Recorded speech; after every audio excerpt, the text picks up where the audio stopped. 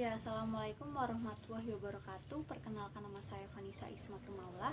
Saya dari program studi Pendidikan Matematika Universitas Pancasakti Tegal. Nah, di sini saya akan membahas mengenai kelemahan dan kelebihan dari kedua aplikasi di atas, yaitu aplikasi Google Classroom dan juga Moodle Cloud. Nah, yang pertama kita akan membahas mengenai kelebihan dan kelemahan dari aplikasi Moodle Cloud.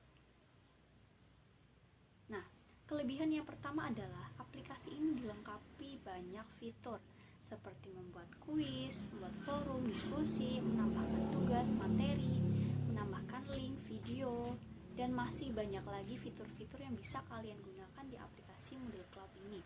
Dan yang kedua adalah sistem jaringan dan keamanannya terjamin dan juga fleksibel.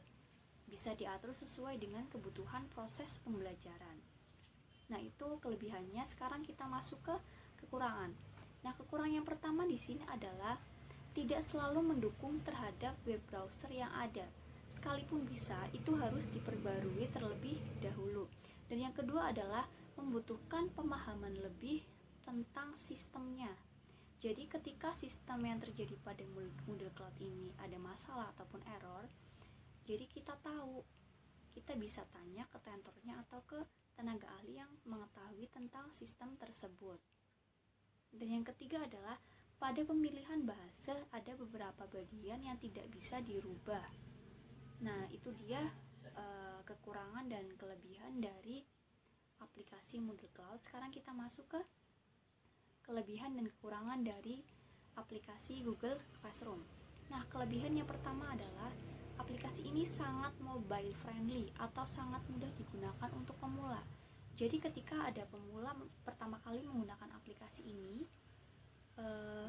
mungkin akan langsung bisa, karena fiturnya didesain sesederhana mungkin agar penggunanya bisa menggunakannya dengan nyaman. Dan yang kedua adalah mudah mengelola tugas.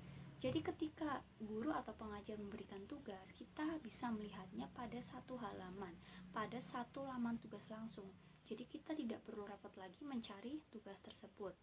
Dan yang kedua adalah bisa meninjau kembali tugas sebelum dikirim. Nah, di sini jadi kita bisa tahu kekurangan ataupun kesalahan kita tentang tugas kita. Ketika ada salah, kita bisa perbaiki dahulu sebelum dikirim. Dan yang keempat adalah aplikasi Google Classroom ini tentunya bebas dari iklan. Ya, aplikasi ini bebas dari iklan. Jadi ketika kita melakukan forum atau diskusi, kita tidak terganggu dengan kemunculan iklan tersebut. Nah, itu dia kelebihannya. Sekarang kita masuk ke kekurangannya.